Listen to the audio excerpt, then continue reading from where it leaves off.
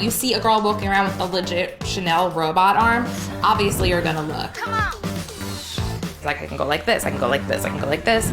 I don't care when people stare because I know I look good. On dating apps, I'm very open about the fact that I have one arm. Just matched with this really beautiful girl. Okay. And I asked her to come to Cubs tonight. I am a little bit nervous. Is she gonna like me? Bye.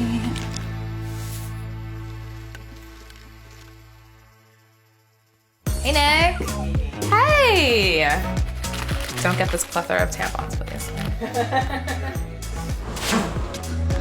Sorry. Okay, now I am ready. Just kidding, I'm not ready.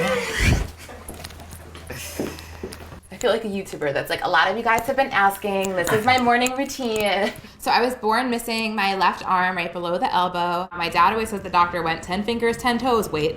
So I got a prosthetic like right when I was a baby. My parents said I ripped it off right away and they were like, okay, we're not gonna make her wear this. Obviously, it's in her way. And I'd be like, this, rip it off, don't use it. Let go, let go, let go. See, like I am still learning to use it, so sometimes she could be like a little renegade. This moment, like, come back. Yeah. Stop. One of the most challenging parts of growing up with one arm is when people would assume that I can't do things.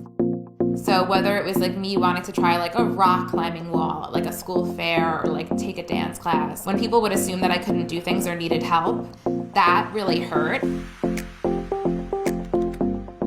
I mean, for sure it affected my self-esteem, but I also think the fact that I was born this way didn't really give me a choice. A lot of people would just come up to me and like touch my arm or ask me about it, and it was never ever malicious, but it certainly did make me uncomfortable and embarrassed.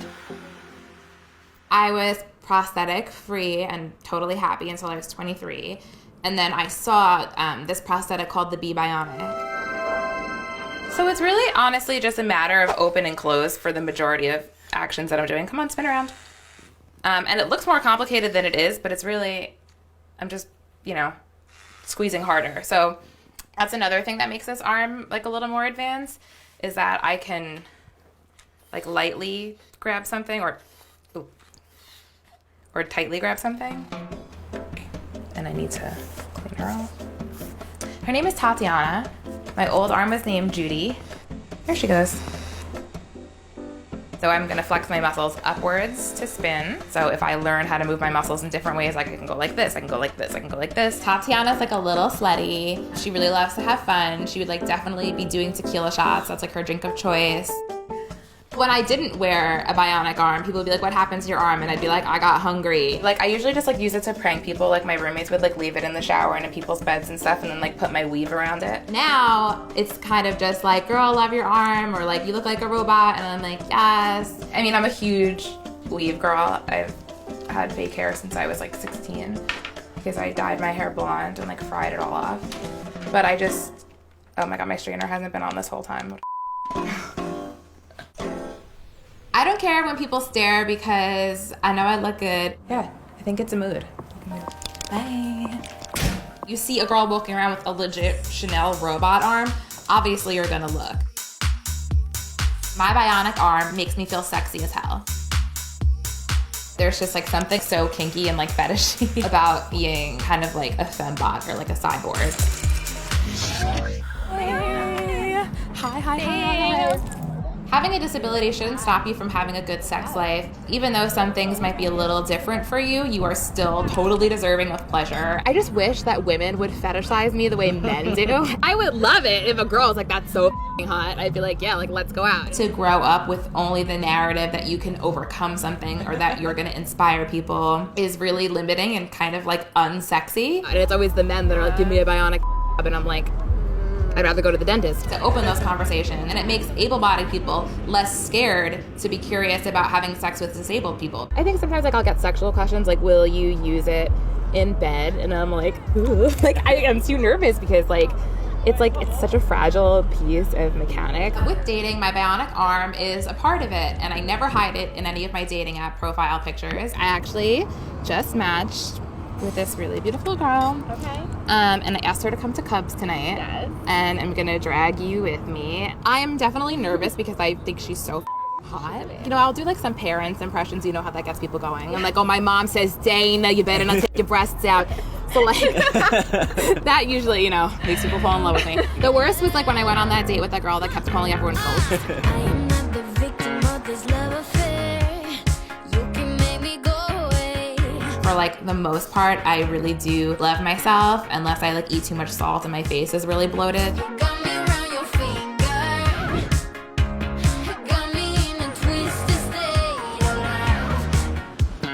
So we're at Cubbyhole, my favorite lesbian bar in all the land. I think a lot of people would assume that I get nervous before a date if they're gonna react poorly to my arm, but like in reality, like I'm just like you, like I'm worrying, like does my breath smell? Like do my boobs look okay? Like do I look skinny in this outfit? I'm a little bit nervous. Being on camera is kind of terrifying, so we'll see.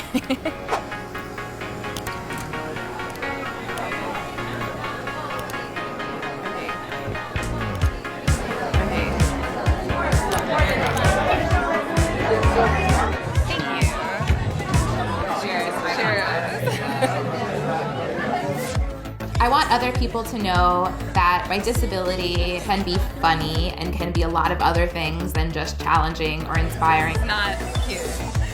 Sometimes I get half price at the nail salon. Like there are so many like little funny moments in being disabled that kind of make the challenges worth it. It's like, oh, I'll have the balls to ask her out, and then I'll just put it on camera. It's like really up to stakes.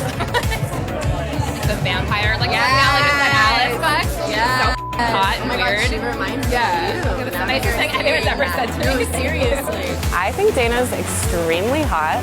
She's extremely funny and really, really talented.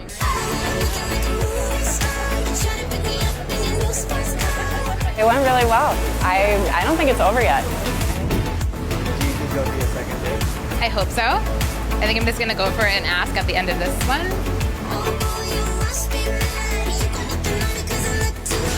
There will absolutely be a second date. If Dana's down, which I hope she is, but I would like to hang out with her again, for sure. I'm never gonna grow a limb, so I might as well f***ing enjoy this and embrace it and be myself. As a child, like I would be so shook that all the things that I thought would make me stick out in a negative way, being gay, like having a disability, are all the things that like make me me and give me a story to tell.